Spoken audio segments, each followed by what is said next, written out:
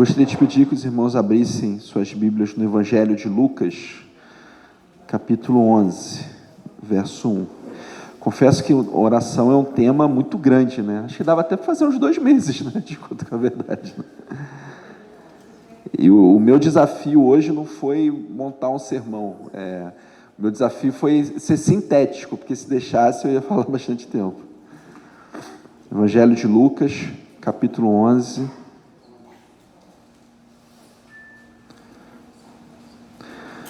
Evangelho de Lucas, capítulo 11, a partir do verso 1. Diz assim a palavra de Deus.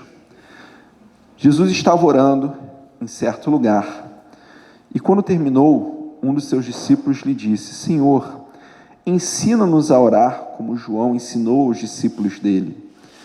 Ele então lhes falou: quando orardes, dizei: Pai, santificado seja o teu nome, venha o teu reino, dá-nos diariamente o nosso pão do dia a dia, perdoa-nos os nossos pecados, pois também nós perdoamos a todo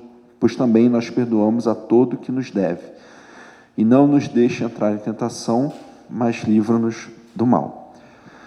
Senhor, meu Deus, meu Pai, está aqui a tua palavra, está aqui o teu servo, está aqui o teu povo. Que em nome de Jesus a tua glória seja manifestada, que nossos corações queimem diante de ti, que tudo seja para a tua glória. Em nome de Jesus, amém. A oração, de fato, é algo extremamente complexo. Nós poderíamos...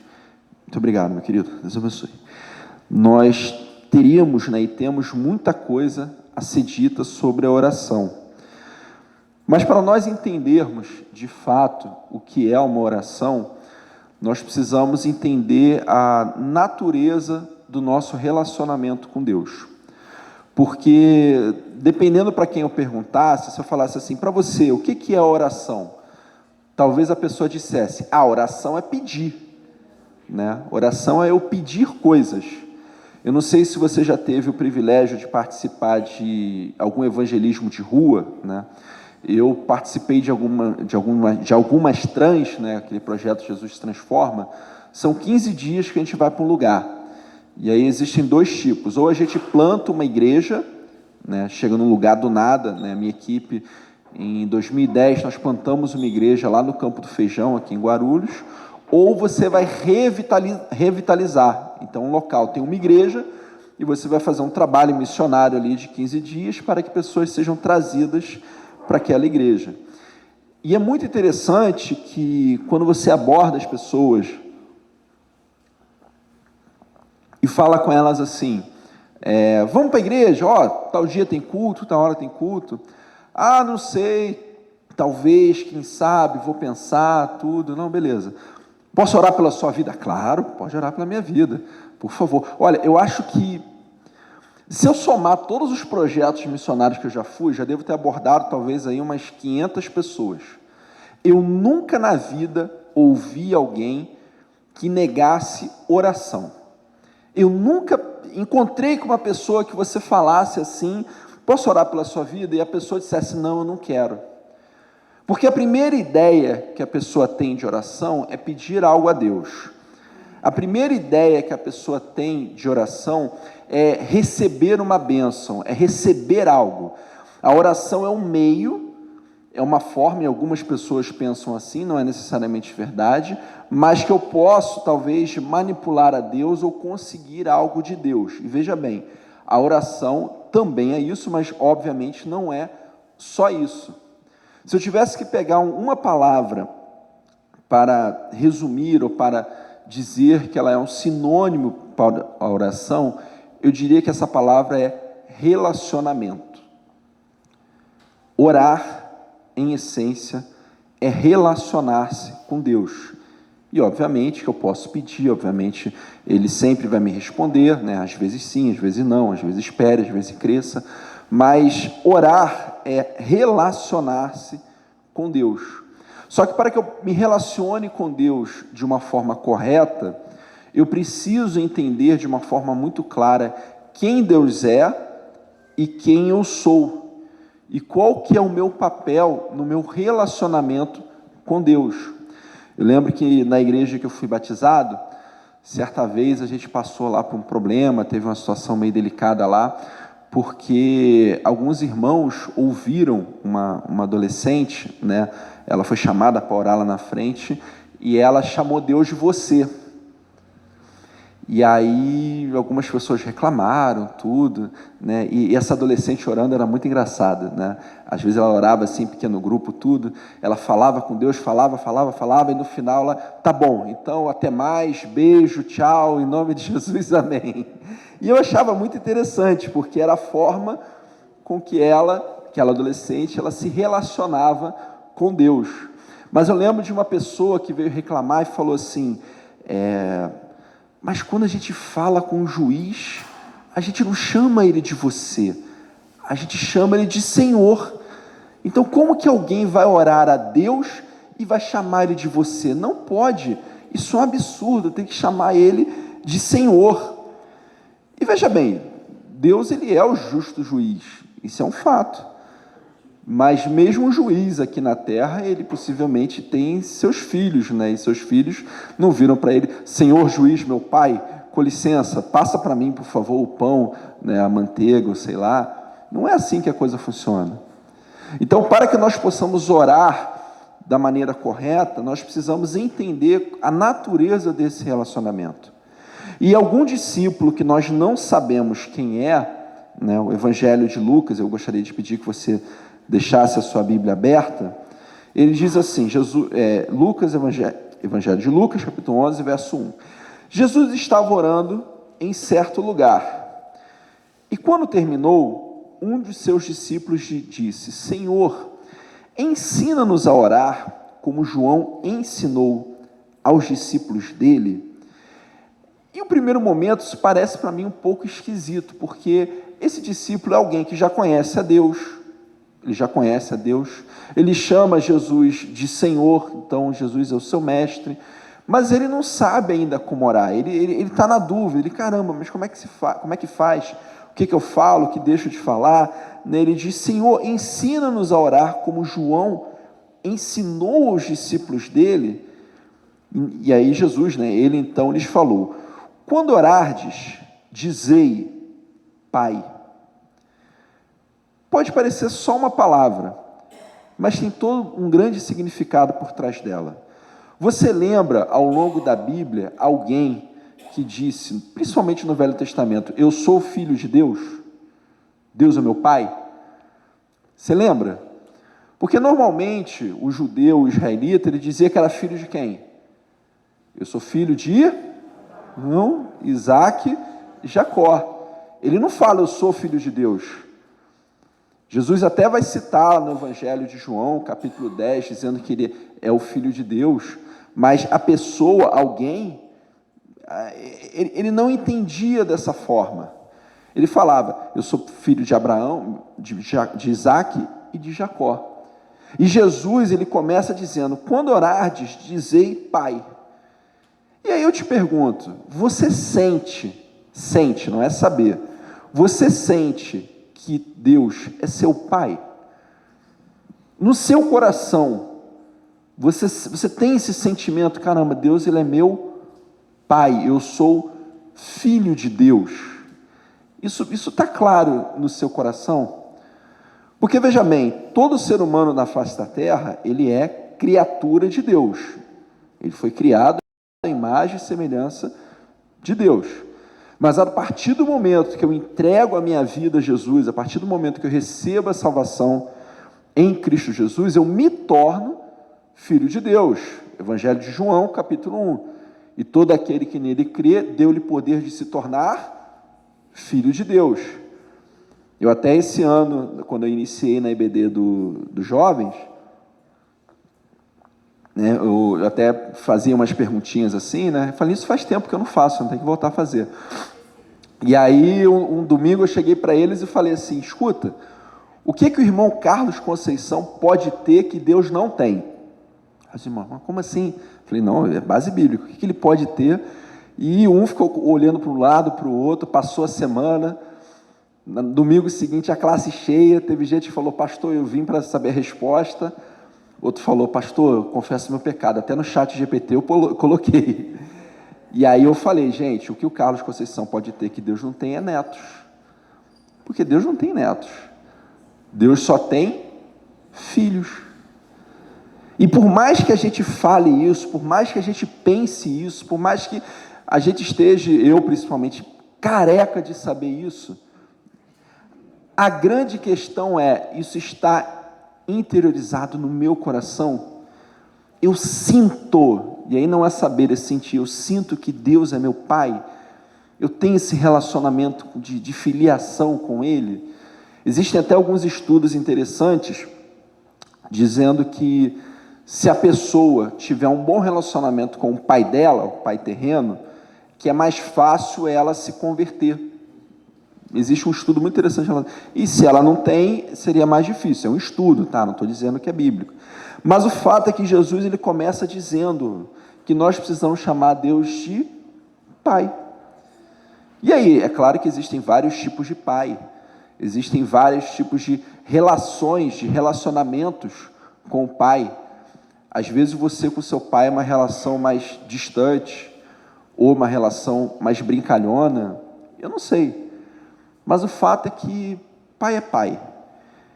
E se eu não vejo Deus como pai, então tem alguma coisa errada na minha visão. Vou precisar aí de um óculos espiritual, de um oftalmologista de Jesus, sei lá, mas eu preciso olhar para Deus e enxergar para Ele que Ele é meu pai. E que é esse tipo de relacionamento que eu tenho com Ele. O pai faz todas as vontades do filho? Depende, né? A gente vai falar assim. Mas se ele fizer todas as vontades, ele está sendo um bom pai? De maneira nenhuma. Né? Eu amo meu filho, mas depois que ele quebrou 2 televisões lá em casa, pela madrugada, a segunda televisão, nem terminei de pagar ainda. Esse dia eu virei para ele e falei, meu camarada, você está me devendo 2 televisões, quando você fizer 18 a gente conversa. Aí ele olhou assim, ele não entendeu nada, mas ele vai entender, vai chegar a hora dele, fica tranquilo.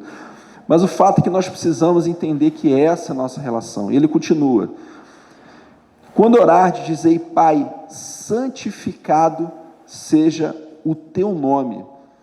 A palavra santificar, ela tem um sentido também de separar.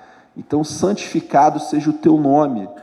Deus, ele não é qualquer um. Ele é meu Pai, mas ele é alguém com quem eu me relaciono de forma séria.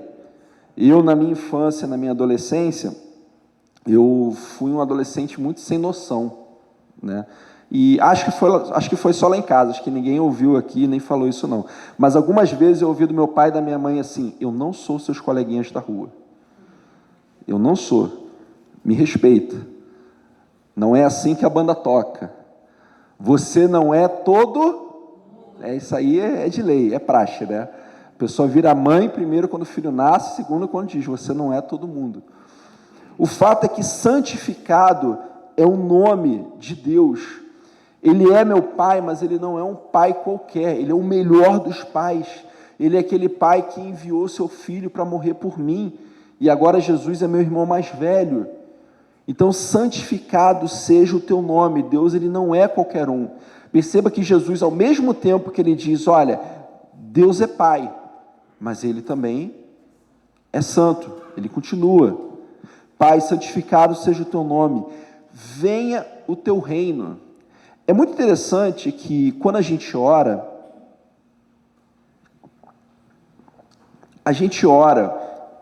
para Deus fazer algo, certo? A gente pede, a gente fala com Deus, mas muitas vezes, quando a gente ora, a nossa oração, ela tem um papel de nos mudar.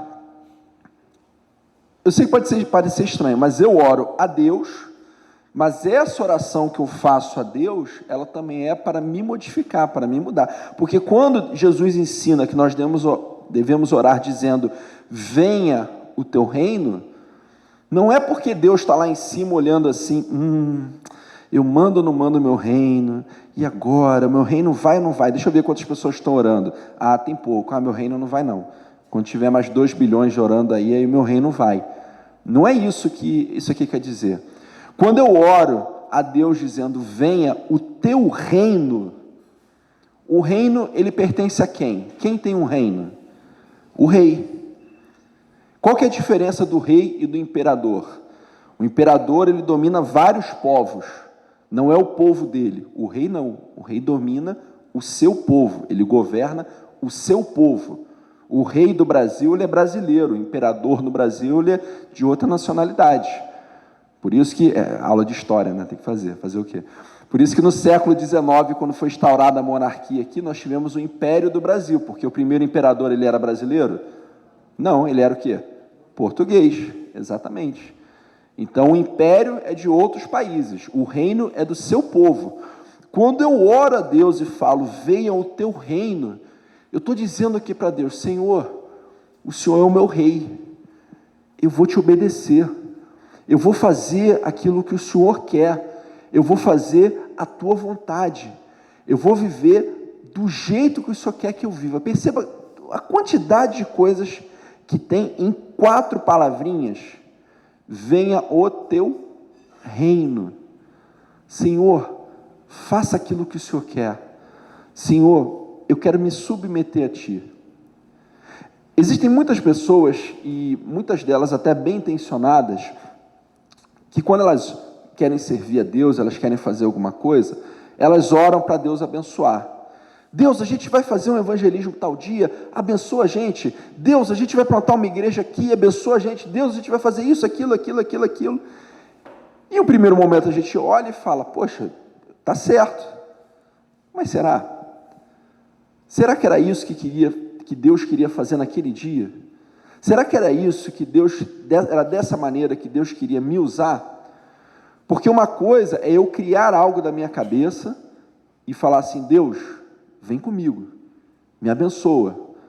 Outra coisa é chegar para Deus e falar, Deus, como que o Senhor quer me usar? O que o Senhor quer de mim? Para onde que eu vou? Percebe a diferença? Por mais que a primeira opção a gente acha que está certo, não, a gente vai orar e Deus vai abençoar. Na verdade, a gente precisa chegar para Deus e dizer, Deus, o que o Senhor quer? Qual que é a minha participação, o meu papel no teu reino? Eu já ouvi vários missionários dizerem assim, quando eu acordo de manhã eu falo, Deus, não me deixa fora da tua obra. Deus, o que o Senhor está fazendo? Me leva para aquilo que o Senhor está fazendo. Perceba que é diferente. Perceba que quando eu viro para Deus e falo, venha o teu reino, eu estou me submetendo ao seu senhorio, para fazer aquilo que Ele quer, para servir Ele do jeito que Ele quer, para viver, para fazer parte do reino dEle, da maneira que Ele quer. Eu já vi em várias igrejas, não o problema, aqui não, tá? Pelo amor de Deus, mas é bom a gente ter passado em várias igrejas, que a gente pode dar um exemplo, ninguém sabe de onde a gente está falando. Também não procurem saber depois, tá? Por favor. Mas eu já tive situações onde em alguns ministérios, eu presenciei isso, eles tinham problemas não por falta de pessoas, mas por pessoas que estava na cara, que a pessoa não tinha aquele chamado, não tinha nada, e é um sonho, ela quer fazer e acontecer, e a gente sabe que não era pelo resultado, porque o resultado testifica. Então, o meu papel no reino de Deus é o papel que Deus quer que eu tenha, é aquilo que Ele quer que eu faça, e aí eu preciso ter essa humildade para dizer, Deus, e aí? Nesse universo aqui, no tempo de vida que o Senhor me concedeu aqui, que eu não sei de quanto tempo é, eu fiz 40, eu estou, né, só sai doente agora quando chegar a 100, né, porque é 40, 50, 60, 80, 90, aí 100, saiu doente e está tudo certo. Mas o fato é que o nosso papel, ele é dirigido, ele é determinado por Deus. A mim cabe querer fazer aquilo que Deus quer, ou eu querer inventar moda da minha cabeça e fazer aquilo que eu quero, e vai dar problema. E o texto continua, dá-nos diariamente nosso pão do dia a dia. Gente, para mim essa aqui é a parte mais difícil. Eu olho para Deus e falo, Deus, olha só, se o Senhor me der 2 milhões de reais, eu invisto isso a 0,8% ao mês, isso vai me render 16 mil. Deus, eu nunca mais vou precisar trabalhar. Eu vou poder fazer tudo sem me preocupar. Deus, mas não é muito melhor? Não é assim? Não seria mais legal? Quem aqui não quer? Aí, tá vendo? Só que a Bíblia diz: dai-nos diariamente nosso pão do dia a dia. A gente precisa aprender a confiar em Deus, porque Deus, Ele cuida da gente. Desde o dia que você entregou sua vida a Jesus, faltou alguma coisa para você? Faltou comida? Faltou um teto? Não. Eu tenho certeza que se um dia alguém entrar aqui, por esses portões aqui, gente, olha, eu perdi o emprego, eu estou com problema, estou com dificuldade, uns 3, 5, 10 irmãos se levantam e ajudam. Nunca vi um justo desamparado, nem seu filho a mendigar o pão. Mas para mim, eu não sei você, mas para mim essa aqui é a parte mais difícil. Porque eu olho para Deus e falo: Deus, o Senhor é meu Pai, o Senhor é rei, o Senhor é dono do ouro e da prata, dá para a gente, né? Não dá 2, dá 1 milhão só, fica tudo certo. Faz eu ganhar na Mega Sena, sem jogar. Aí, o milagre completo, dou até o dízimo aqui na igreja. E aí, Senhor, vamos lá. Mas não é assim que o Evangelho funciona. Não é. É eu olhar para Deus e entender que Ele vai suprir as minhas necessidades. Eu vivi muito isso na minha época de seminário, porque eu saio do Rio de Janeiro, venho para cá, né? Eu não venho de uma família rica, então eu tinha que trabalhar, estudar, aquela coisa toda, e por irresponsabilidade minha, teve um momento de eu não ter o que comer, de eu não ter um centavo. E nas poucas vezes, foram 3 que isso aconteceu, né, alguém virou para mim do nada: ó, Deus mandou te dar, e me deu uma oferta, e ninguém sabia, quer dizer, Deus sabia, mas as pessoas não sabiam. Isso aconteceu uma vez aqui em São Paulo, uma vez no Rio de Janeiro, e teve uma outra vez que uma galera levantou e me deu uma oferta. Então eu nunca passei fome. Quando eu assino um contrato lá com a Teológica, a minha igreja não tinha aprovado a Assembleia que ia pagar. Eu olhei para aquele contrato, olhei para cima, falei: Deus, eu estou aqui porque o Senhor mandou. Então, tem até um amigo meu que tem uma frase que eu gosto muito, que diz o seguinte, que para onde Deus aponta, Ele paga a conta. Então, nós precisamos, e uma das coisas mais difíceis no dia de hoje é essa.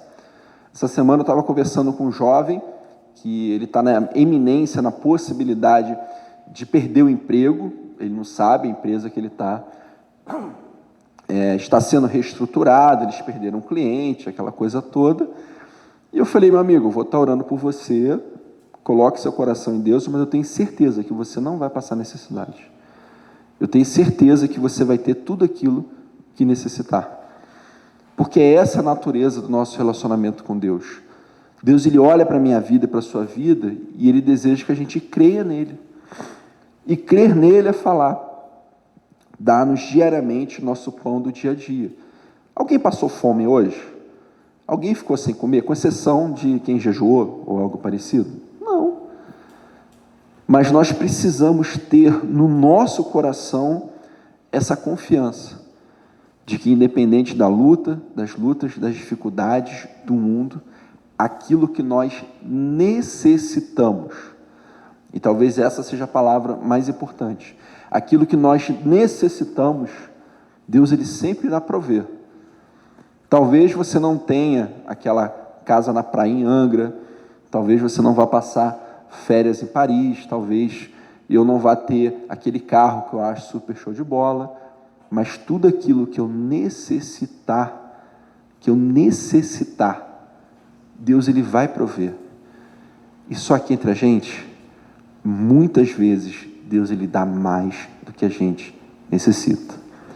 Eu lembro que, quando a Letícia estava grávida da Laila, né, a gente estava numa situação financeira muito delicada, assim, delicadíssima, um negócio complicado. E aí eu lembro que eu encontrei com um pastor amigo meu, a gente foi tomar um café, e aí ele virou e falou assim: poxa, eu comprei o presente tal para minha filha, não sei o quê. E aí, naquele momento, no meu coração, eu pequei, né? Eu falei assim: poxa, Deus, minha filha vai nascer, não tem dinheiro, não tem nada, minha filha nem brinquedo vai ter. Eu cometi esse pecado, isso foi pecado. Hoje, se você for lá em casa, eu não tenho mais onde enfiar brinquedo. E olha que eu fico pegando saco. Não, é sério, a gente ganha de tudo quanto é lugar. Eu acho que eles se multiplicam, não é possível. Né? O brinquedo conhece a brinquedo, eles têm brinquedinhos, porque não dá. Não dá. Eu fico olhando assim, gente, a física aqui não tem brinquedo até dizer chega. Então, algo que no meu coração, eu confesso, eu pequei, eu duvidei de Deus hoje. Deus falou: tá vendo? Você duvidou, agora você fica aí machucando o pé. Nada dói mais do que pisar numa peça de Lego. Nossa, tu pisar em Lego pela madrugada. Você pode pisar na faca que não tem problema. Agora, no Lego é complicado. Então, nós precisamos ter essa confiança em Deus, de que Ele supre as nossas necessidades. Caminhando para o final, dá-nos diariamente nosso pão do dia a dia, perdoa-nos os nossos pecados, pois também nós perdoamos a todo o que nos deve.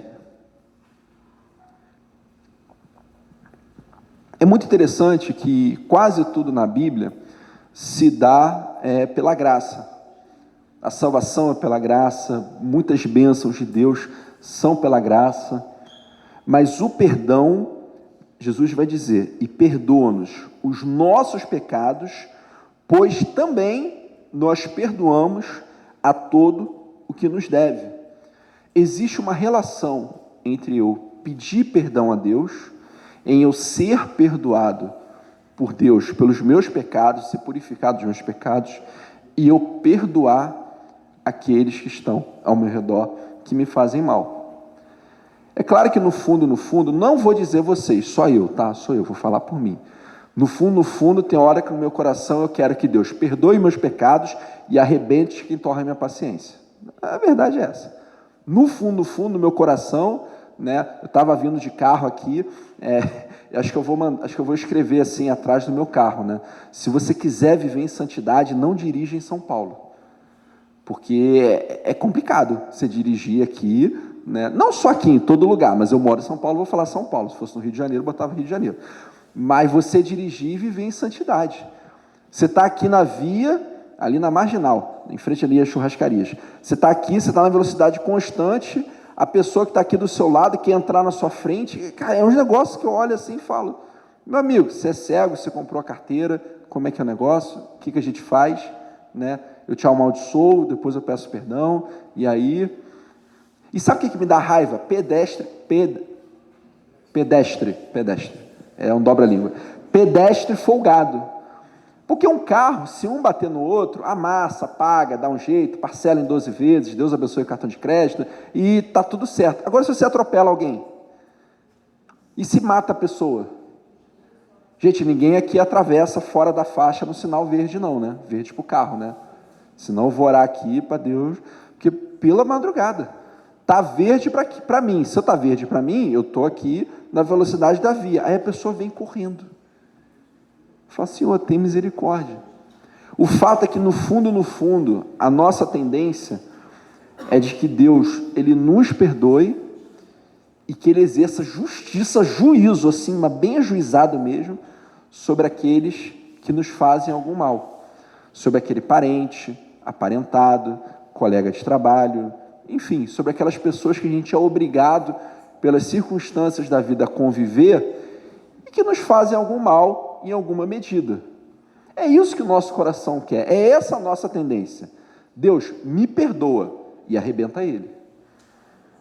Mas sou só eu, Tés, eu tenho certeza que ninguém aqui pensa assim, vocês certamente são diferentes. Mas o fato é que o perdão é algo que nós precisamos exercer. O perdão é algo que a gente precisa querer. Eu não sei você, mas eu já tive momentos em que eu olhei para uma situação, olhei para uma pessoa e falei assim: rapaz, eu te perdoo porque Jesus mandou. Foi porque Jesus mandou e porque morreu por mim na cruz. Mas só por causa disso. Porque no fundo a gente não quer. No fundo há uma ideia de que se eu não perdoo alguém, ao não perdoar, eu estou fazendo mal àquela pessoa, estou fazendo alguma coisa, mas isso não é verdade. Deus, Ele nos chama para sermos como seu filho. É muito interessante que no início dessa perícope que eu li, As primeiras palavras são: Jesus estava orando. Você fala: caramba, mas por que Jesus orava?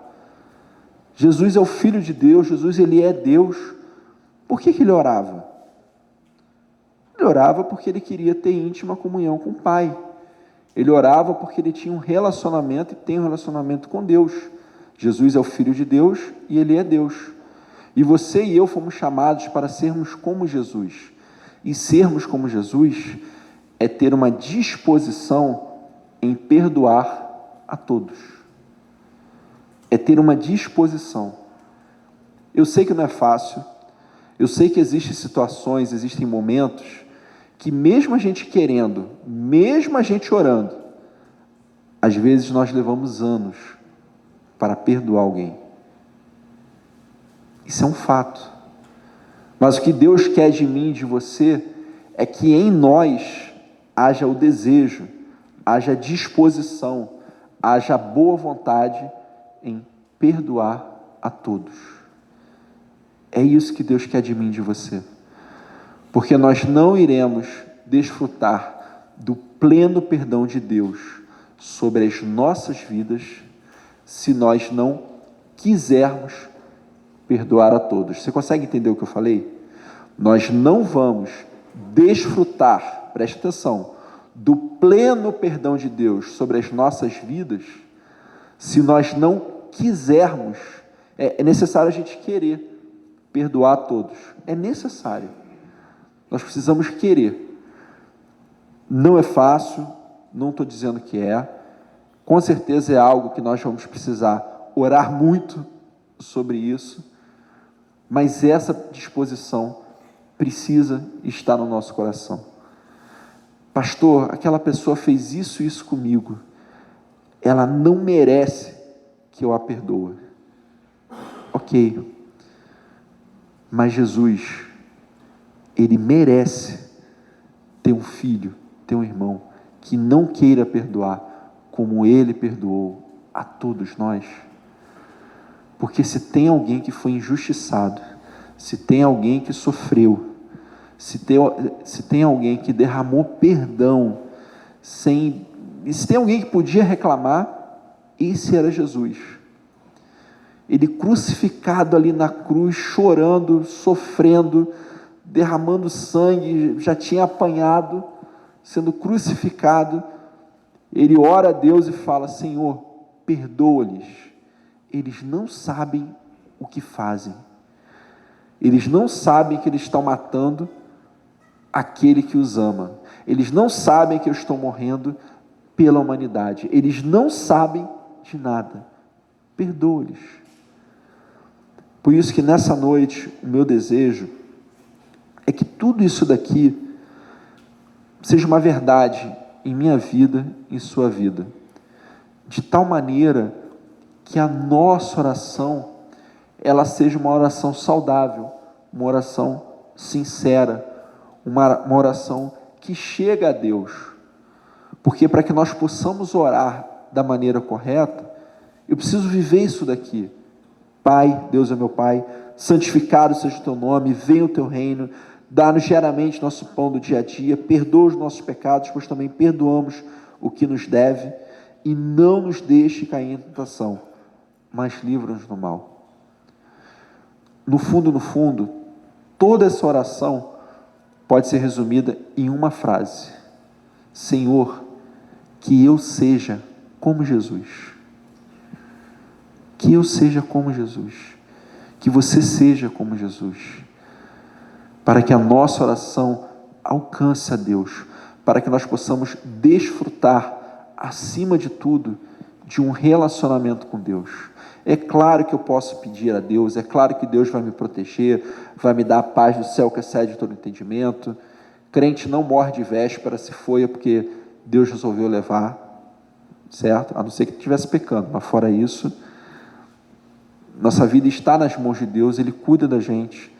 Então, em essência, que você e eu possamos ser como Jesus, de tal maneira que nós possamos orar de uma forma saudável, sincera e verdadeira, e que nós possamos desfrutar de um verdadeiro relacionamento com Deus.